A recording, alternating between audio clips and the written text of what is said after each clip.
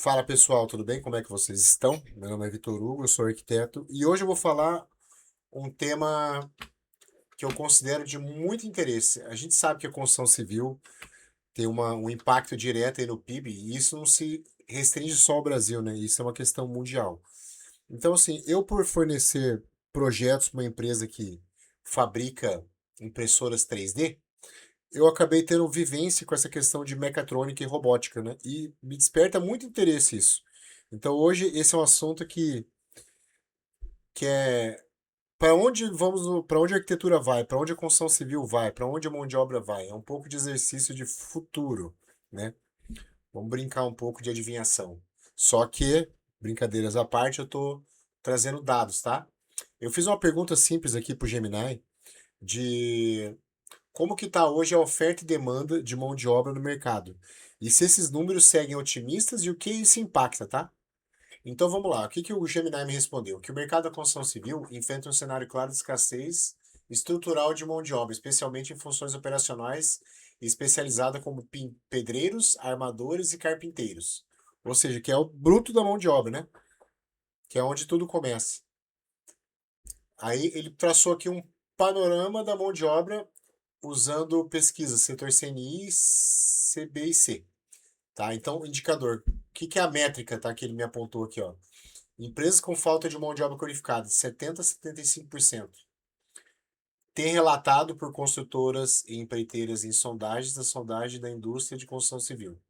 Dificuldade específica em encontrar pedreiros e operacionais, 80%. Quais são os pedreiros? Quais são os cargos, pedreiros, mestre de obra, armadores e deram ranking de cargo mais difícil de contratar. Envelhecimento da força de trabalho, 45 a 50% eles apontam. Dos trabalhadores ativos do canteiro de obra tem mais de 45 anos. A entrada de jovens entre 18 a 24 caiu drasticamente, ou seja, desinteresse por isso. Projeto de escassez nos próximos anos, tendência alta. Sem migração para métodos industrializados, o déficit de trabalhadores operacionais deve se agravar. Projeções e perspectivas do mercado. Vamos lá.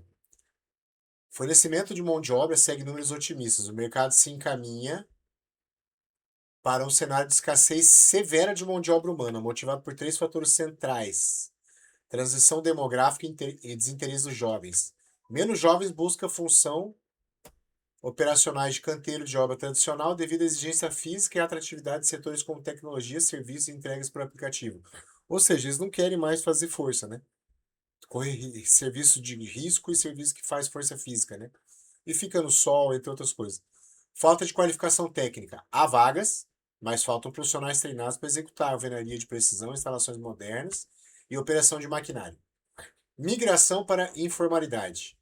A rotatividade é alta. Muitos profissionais migram para pequenos reparos informais ou autônomos, ou seja, preferem trabalhar por conta e pegar serviços menores, porque o custo acaba sendo mais atrativo. Ele vai lá, vai fazer uma diária numa consultora lá que paga. Não estou criticando, tá? Mas vamos pôr que uma diária de um servente hoje é R$ 200 por dia, 150, 200. E se ele faz um pequeno reparo, ele vai ali, conserta um vaso numa casa, ali, um vazamento num vaso, ou troca, às vezes, um disjuntor, cobra R$ 200. Impacto direto nos custos. A alta do SINAP, a escassez pressiona salários para cima. O custo de mão de obra passou a ter peso proporcional maior do que todos os materiais da composição do orçamento de obras. Ou seja, uma coisa que eu já tenho observado faz tempo, tá? Porque eu sou arquiteto, estou por dentro das construtoras e eu também executo obras para mim. O que eu observei é que proporcionalmente o que você gasta de material, você gasta de mão de obra.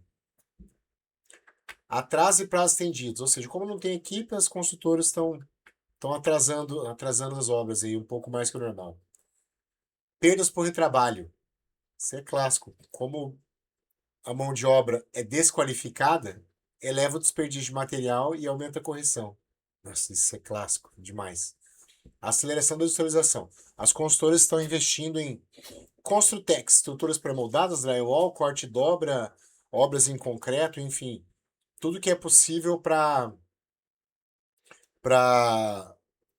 tirar o maior possível de mão de obra das construtoras, né? Das obras em si. Eu vejo, então, como eu trouxe lá no começo, que eu atendo uma fábrica impressoras 3D, né? Quando eu conversei com ele, eu falei, tá, mas por que que você tá fazendo? Qual foi o teu insight para você criar isso aí? Ele era um engenheiro mecatrônico, ele já tinha sido da Volks, foi para Audi, foi para Lamborghini e foi para Ita Espacial. Depois de todo esse portfólio belíssimo, que eu considero um gênio, Fernando, ele resolveu elaborar, criar sua própria máquina. E o objetivo dele era muito nobre. Se por um lado, ao longo da industrialização, as coisas foram perdendo valor, um carro foi ficando mais barato, uma roupa foi ficando mais barato, uma televisão foi ficando mais barata, o contrário se refletiu em casas. Por quê? Porque a casa manteve aquela mão de obra artesanal. Então, essa foi a ideia dele para ele produzir máquinas para construir, para custear a mão de obra, certo? Então, vendo isso aí, o que que eu trouxe? Eu acabei olhando algumas coisas. Como a gente vai fazer um exercício de futuro, de adivinhação, claro que lá na frente nada disso pode acontecer, tá? Mas eu puxei alguns robôs hoje que já podem vir a substituir o trabalho, tá? Então vamos lá. Primeiro deles, máquina de assentar piso, ou um robô que assenta piso. Olha que interessante isso. A precisão. Olha, olha que fantástico. Ele já vai passando, aplicando argamassa e com ventosas de vai sentando no piso. Olha só isso. Que coisa linda. Qual que é a vantagem disso como qualquer outra máquina? Além de ser milimétrica a precisão, você pode trabalhar sábado, domingo e feriado e à noite, segundo a máquina. Vamos lá. Máquina de assentamento de blocos. Novamente, apesar de estar em velocidade rápida o vídeo, né? Olha a velocidade e a produtividade que tem esse assentamento de bloco. Olha lá. Então pode ser bloco de cimento, pode ser bloco cerâmico. Olha novamente.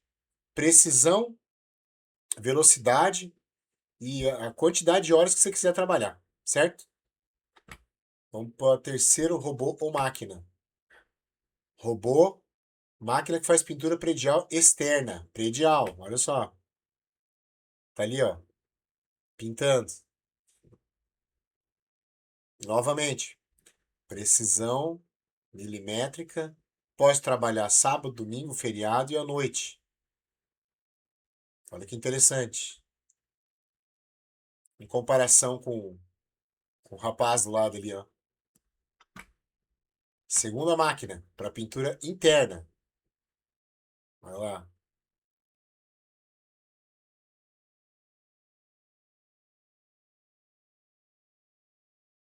No primeiro ali, ó. Ó. A primeira ele tava lixando, nessa segunda ele tá pintando, ó. Novamente. Precisão e aquela mesma coisa. Trabalha sem faltar, trabalha a hora que quiser. Vamos essa quarta máquina ou robô. Máquina ou robô de fazer reboco. O que que essas quatro máquinas têm de três pontos principais que eu avalio, tá? Precisão milimétrica, redução de desperdício de material e você poder trabalhar o horário que você quiser, de manhã, de tarde, de noite, feriado.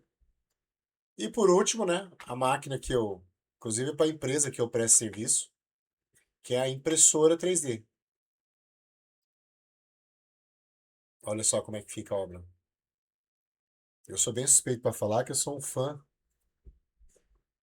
tanto de quem inventou essa máquina quanto a própria máquina em si trabalhando. Então olha só o que que nos proporciona, né, a máquina em si. Olha lá. Ela vai imprimindo em layers, né, o concreto. Novamente, precisão milimétrica, redução drástica de desperdício de material e poder trabalhar o horário que você quiser, né? De manhã, de tarde, de noite, feriado. Então é isso que nos traz. Vamos lá. Então, pessoal, para não me prolongar muito, valeu e obrigado. Se vocês têm interesse em algum tipo desse